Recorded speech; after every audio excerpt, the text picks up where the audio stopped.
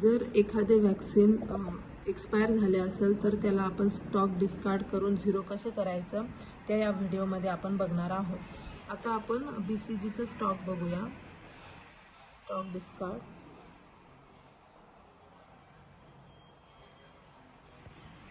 BCG dose, यामध्ये 370 डोसे expire झालेले आहेत। आता आपण त्याला डिस्कार्ड करू।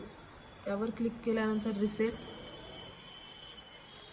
मग एस क्लिक करा, select reason, select expired, then save केल्यानंतर आता रिव्ह्यूवर क्लिक करायचं आहे, रिव्ह्यू आणि सबमिट। आता हे ट्रान्झॅक्शन पूर्णपणे कंप्लीट झालं आणि तो स्टॉक हा डिस्कार्ड झालेला आहे।